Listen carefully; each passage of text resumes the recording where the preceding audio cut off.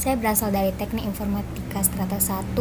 Di sini saya akan mengerjakan TS saya, yaitu mata pelajaran dari komputasi awan.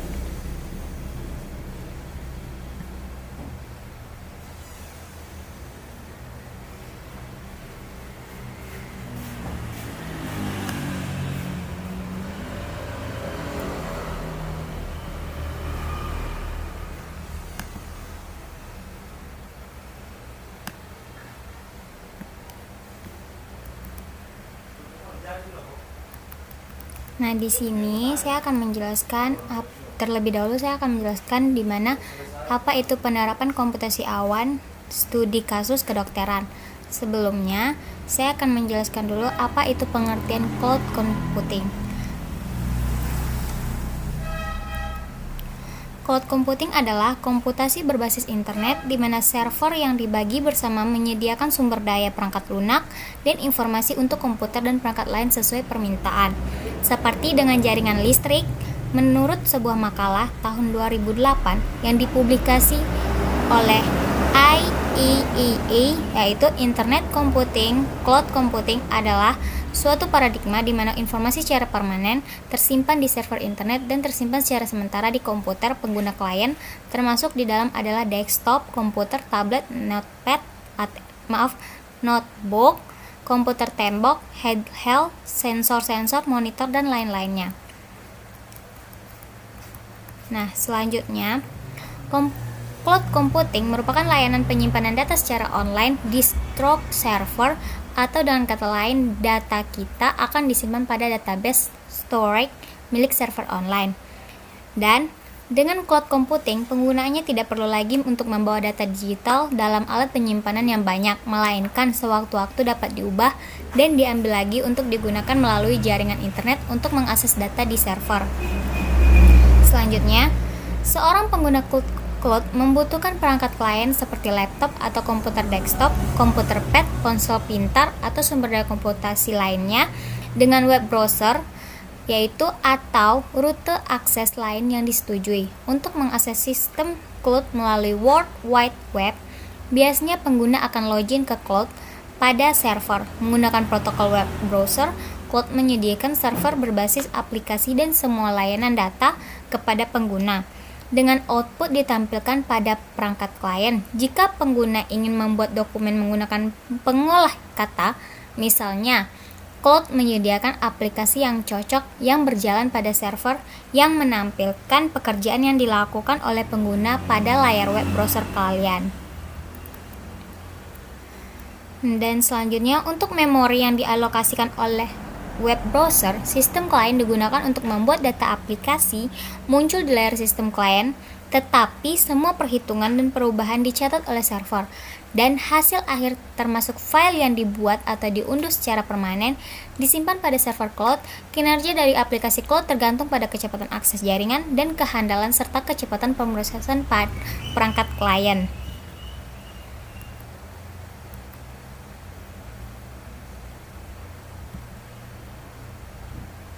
Selanjutnya, apa saja jenis-jenis dari cloud computing? Jenis layanan cloud computing, yaitu jenis layanan cloud computing sendiri dibagi menjadi 3 kategori, yaitu Software as a Service atau SaaS, Platform as a Service PaaS, dan Infrastructure as a Service IaaS. Yaitu levelnya mulai dari SaaS ketika kita benar-benar bebas dalam mengolah sumber daya, PaaS ketika kita masih harus membuat aplikasi, dan IaaS di mana kita juga masih harus mengolah operating. Nah, yang akan kita bahas pertama yaitu Software as a Service. Untuk itu, layanan ini memberikan servis merupakan akses software kepada customer tanpa harus membeli. Software terinstall di server dan customer hanya tinggal menggunakannya secara langsung. Maksudnya yaitu, software yang dibeli oleh customer tidak harus membeli software tersebut. Ia hanya tinggal menggunakannya dan hanya tinggal langsung memakainya. Nah, kelebihan dari SaaS ini adalah pay as you ask. Jadi, customer hanya membayar aplikasi sesuai jumlah pemakaiannya. Contoh dari beberapa SaaS, contoh pertamanya yaitu Google Docs. Google Docs di sini web-based office suite dan data storage service yang disediakan oleh Google, memungkinkan user untuk create dan edit dokumen serta online sehingga bisa digunakan secara bersama-sama oleh beberapa user. Nah, selanjutnya Salesforce.com yaitu merupakan layanan Customer Relationship Management atau CRM yang memungkinkan customer untuk lebih mudah dalam melakukan bisnisnya. Terus jenis yang selanjutnya yaitu Platform as a Service, di mana pengembangan aplikasi ini penyebaran atau development platform yang digunakan untuk memberikan layanan bagi pengembang yang menggunakan platform tersebut untuk membangun, melakukan deploy manajemen sebuah SaaS dari sebelumnya. Penyedia jasa PaaS sendiri menyediakan layanan berupa platform mulai dari mengatur server-server mereka secara virtualisasi sehingga sudah menjadi cluster sampai menyediakan sistem operasi di atasnya. Contoh dari PaaS yang pertama, Amazon Web Service, yaitu suatu layanan cloud server di mana kelebihan adalah mudah dalam mengembangkan platform hardware, scalability, spesifikasi hardware yang cukup tinggi, lebih murah dikenakan, kita hanya perlu membayar atas apa yang kita gunakan saja, yaitu data transfer, penggunaan CPU, dan lain-lain. Yang selanjutnya Microsoft Amazon, Microsoft Operating System untuk cloud computing. Nah, jenis yang ketiga, infrastruktur as a service atau IaaS, memungkinkan customer menggunakan aplikasi yang memerlukan konfigurasi server yang unik dan tidak dapat dipenuhi penyedia lainnya. PaaS sebelumnya. Penyedia layanan ini hanya menyediakan sumber daya komputer seperti prosesor, memori, dan storage yang sudah tervirtualisasi. Akan tetapi, penyedia layanan tidak memasang sistem operasi maupun aplikasi di atasnya. Pemilihan operasi sistem, aplikasi maupun konfigurasi sepenuhnya berada pada kendali kita. Jadi, layanan IaaS dapat dilihat sebagai proses migrasi server-server kita dari on-premise ke data center milik penyedia IaaS ini. Para vendor cloud computing lokal rata-rata menyediakan layanan model IaaS ini dalam bentuk virtual private server. Contoh penyedia layanan ini antara lain adalah Google, IBM, dan Amazon EC2. Implementasi cloud computing. Nah, di sini akan kita bahas inti dari apa yang saya ambil contoh yang saya ambil dalam kehidupan. Contohnya cloud computing di bidang kedokteran. Dalam bidang kedokteran, manfaat teknologi ini cloud computing di Indonesia juga diperlukan penggunaan teknologi yang memadai, termasuk juga teknologi informasi berbasis cloud computing, karena semakin hari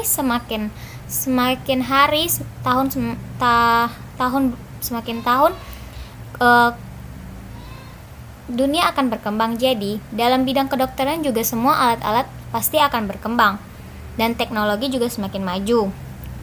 Jadi seperti halnya pengembangan telemedicine, yakni pelayanan di bidang kesehatan jarak jauh. Ini berarti bahwa layanan pengobatan yang mencakup semua bentuk pengobatan yang memanfaatkan media di mana pasien dan dokter dapat berkomunikasi jarak jauh, baik menggunakan telepon seluler, telepon rumah, internet, dan sebagainya. Maksudnya di sini kita bisa berkonsultasi dengan dokter melalui jarak jauh. Kayak sepertinya kita sedang mengeluh sakit, kita tidak perlu datang lagi ke rumah sakit, tapi kita bisa lewat via telepon dan mengetahui apabila kita apa yang kita derita ke dokter tersebut. Telemedicine juga didefinisikan sebagai transfer data medis elektronik dari satu lokasi ke lokasi lainnya via online. Telemedicine dapat dikatakan sebagai alat yang dapat membantu banyak orang dengan beragam masalah kesehatan. Sangat banyak manfaat yang ditawarkan oleh pengguna telemedicine, seperti halnya efektivitas waktu, biaya, dan tenaga, Artinya, pasien tidak perlu untuk jauh-jauh datang ke rumah sakit yang menghabiskan banyak waktunya di perjalanan, biaya bahan bakar, dan fisik bertahan di tengah-tengah kemacetan untuk berkonsultasi masalah kesehatan dengan dokter. Cukup dengan memanfaatkan teknologi informasi seperti halnya email atau bahkan video conference dan lain sebagainya. Ya, seperti yang saya bilang tadi, pasien tidak perlu susah-susah datang ke rumah sakit, dia hanya via telepon mengeluh dan memberitahukan ke dokternya tersebut apa yang sedang dideritanya, dan dokter tersebut tinggal mencari tahu apa penyakitnya, dan secara langsung ia akan memberitahu informasi tersebut via online atau via email. Selanjutnya, manfaat lain yang ditawarkan yakni mengatasi persebaran tenaga medis atau ahli kesehatan.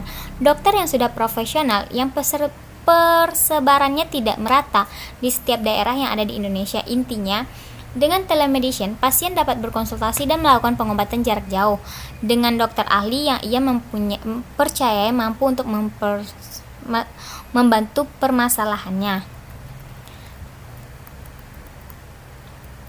Selanjutnya, di sisi lain, dengan penggunaan telemedicine juga tidak akan menutup kemungkinan untuk menimbulkan resiko seperti halnya cybercrime. Misalnya, pengguna telemedicine ini dijadikan sebagai kedok penipuan yang nantinya dapat merugikan pihak lain.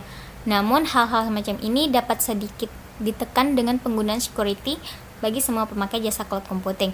Jadi, apabila pengguna jasa cloud computing ini menanam keamanan pada sistemnya, maka cybercrime kemungkinan tidak dapat masuk ke sistem dia tersebut, dan akan menjaga data-data tersebut dengan aman. Selanjutnya, keamanan data pada cloud computing. Pemanfaatan cloud storage dapat dampak akibat dari perkembangan cloud computing semakin difungsikan di dunia.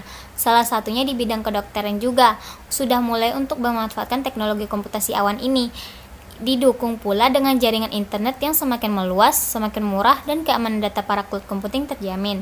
Makanya kenapa di dunia ini banyak yang menggunakan cloud computing, karena keamanannya telah terjamin dan telah dipercaya dan banyak penggunanya. Oke, keamanan data pada cloud computing yang kita bahas yang pertama ada proteksi data. Proteksi data sudah memutuskan untuk adopsi atau migrasi data ke cloud.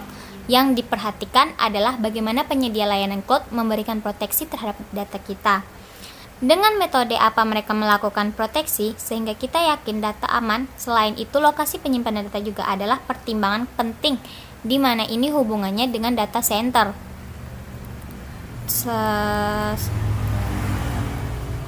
Data center yang mereka buat sudah terverifikasi atau teraudit, misalnya lokasi bebas gempa, standar sumber daya listrik, 3 lapis, dan lain-lain. Selanjutnya, security control. Security control setelah data kita betul-betul terproteksi, selanjutnya adalah bagaimana keamanan dari akses terhadap data kita atau role. Bagaimana prosedurnya sehingga hanya orang-orang yang berhak saja yang bisa akses data kita. Di sini termasuk akses para pekerja atau karyawan di penyedia layanan terhadap data kita. Selanjutnya ada compliance, standar yang diterapkan pada penyedia layanan cloud computing, misalnya untuk keamanan data menggunakan ISO 27001. Untuk penyediaan layanan memakai ITIL, COBIT, Cloud Security Alliance, termasuk regulasi internasional dan pemerintah, sehingga jika ada pelanggaran akan mudah dalam penyelesaian. Selanjutnya ada multi-tenants. Salah satu sifat cloud computing adalah resource sharing. Nah, bagaimana kita ada penyewa lain terdapat melakukan kecurangan atau bocor? Apa imbasnya terhadap data kita di sana? Ini harus dipertimbangkan karena secara fisikal, data kita bisa jadi adalah data satu media fisik yang sama dengan yang lain, karena data-data kita itu termasuk data pribadi, jadi tidak mungkin kesebar ke sembarang orang. Maka dari itu, penjagaan atau keamanan di cloud computing itu sangat penting. Selanjutnya, security governance. Ini lebih kepada policy governance dari penyedia layanan atau kita sebagai pemakai layanan harus dijabarkan, dan governance-nya apa harus didefinisikan di sini.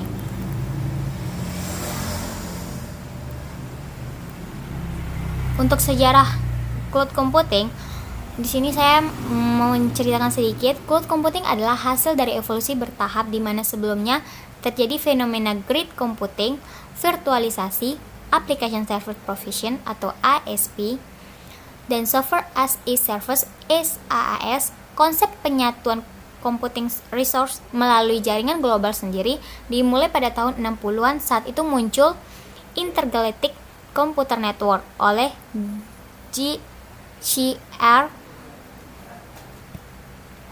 Licklider yang bertanggung jawab atas pembangunan ARPANET Advanced Research Project Agency Network di tahun 1969. Beliau memiliki sebuah cita-cita di mana setiap manusia di dunia ini dapat terhubung dan bisa mengakses program dan data dari situs manapun. Para pakar komputasi lainnya juga memberikan penambahan terhadap konsep ini. Di antaranya John McCarthy yang menawarkan ide mengenai jaringan komputasi yang akan menjadi infrastruktur publik, sama seperti The Service Bureaus yang sudah ada sejak tahun 60-an. Semenjak tahun 60-an, cloud computing telah berkembang berdampingan dengan perkembangan internet dan web.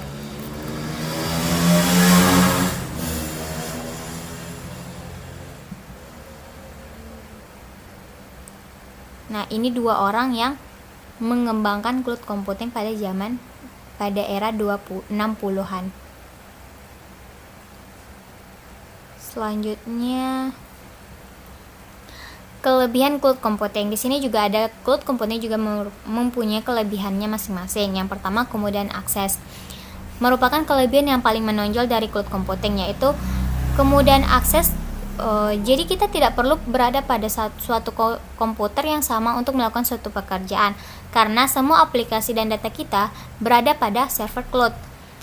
Jadi apabila kita kayak contohnya dokter tersebut mempunyai satu komputer, jadi tidak perlu pasiennya juga memakai komputer dari dokter tersebut, karena pasien juga mempunyai cloud pribadi sendiri.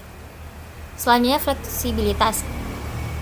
Hampir sama seperti contoh di atas, data yang kita perlukan tidak harus kita simpan di dalam hard disk atau storage komputer kita. Dimanapun kita berada, asalkan terkoneksi internet, kita bisa mengakses data kita karena berada pada server cloud. Selanjutnya, penghematan tanpa investasi awal. Di sini pastinya dengan adanya cloud computing akan memungkinkan perusahaan untuk mengurangi infrastruktur IT yang pastinya memerlukan investasi yang besar, baik berupa investasi hardware, software maupun resource-nya. Selanjutnya, mengubah CAPEX menjadi OPEX. CAPEX adalah capital expenditure, pengeluaran modal, sedangkan OPEX operation expenditure, pengeluaran modal. Seperti kelebihannya sebelumnya, ini masih seputar masalah keuangan. Jadi dengan menggunakan teknologi cloud komputer, kita tidak harus melakukan pengeluaran modal, sebaliknya kita hanya melakukan pengeluaran operasional. Selanjutnya, lentur dan mudah dikembangkan. Sesuai dengan salah satu karakter cloud computing, yaitu rapid elasticity, maka ini juga merupakan salah satu kelebihan cloud computing. Jadi customer bisa dengan mudah menaikkan atau menurunkan resource yang dipakai, dan ini akan mempengaruhi cost yang mereka keluarkan. Selanjutnya, fokus pada bisnis bukan pada IT. Dengan mempercayakan sebuah pengelolaan seputar IT pada cloud server provider, maka kita akan lebih fokus pada bisnis kita, bukan pada pengolahan IT-nya. Nah, di mana ada kelebihan, pasti di situ ada kekurangan. Nah, kerugian cloud computing yaitu suatu pusat masalah. Di sini cloud computing bisa dianalogikan dengan menempatkan semua telur di dalam satu keranjang. Ini artinya, jika server induk bermasalah, semua sistem virtual machine di dalamnya tidak bisa digunakan. Hal ini bisa diadaptasi dengan menyediakan fasilitas backup secara otomatis dan periodik, atau dengan menerapkan prinsip failover atau clustering. Selanjutnya, spesifikasi hardware. Cloud computing membutuhkan spesifikasi server yang lebih tinggi untuk menjalankan server induk dan mesin virtual di dalamnya. Selanjutnya, satu pusat serangan. Penempatan semua server dalam satu komputer akan menjadikan sebagai target serangan. Jika hacker mampu menerobos masuk ke dalam sistem induk, ada kemungkinan ia mampu menyusup ke dalam server-server virtual dengan cara menggunakan informasi yang ada pada server induk. Selanjutnya, Hal yang paling wajib dalam cloud computing adalah koneksi internet. Jika internet bisa dibilang jalan satu-satunya jalan menuju cloud computing, ketika tidak ada koneksi internet di tempat kita berada, maka jangan harap bisa menggunakan sistem cloud computing. Jadi setidaknya kita menggunakan cloud computing itu online. Jadi apabila kita mempunyai data, cloud computing kita akan jalan. Tapi kalau data kita kosong, jadi cloud computing kita akan mati. Hal ini masih menjadi hambatan khususnya bagi Indonesia karena belum semua wilayah di tanah air terjangkau oleh akses internet, ditambah lagi sekalipun ada koneksinya belum stabil dan kurang memadai. Selanjutnya, ini ringkasannya, kerahasiaan dan keamanan adalah salah satu hal yang paling diragukan pada cloud computing. Karena dengan menggunakan sistem cloud computing berarti kita mempercayakan sepenuhnya atas keamanan dan kerahasiaan data-data kepada perusahaan penyedia server cloud computing. Nah, inti yang bisa diambil yaitu cloud computing pada bidang kedokteran yaitu sangatlah penting karena data-data pasien adalah bersifat pribadi. Jadi, apabila pasien satu tidak bisa bertemu dengan dokternya, dia bisa menghubungi dokter secara via online atau via telepon atau email dan sejenisnya. Nah, di situ data pasien itu bersifat pribadi, maka data-data pasien hanya bisa dipegang oleh dokter dan dokter tersebut menyimpan data-data tersebut agar aman di cloud computing. Itulah pembahasan yang saya ringkas tadi. Sekian dari saya. Terima kasih.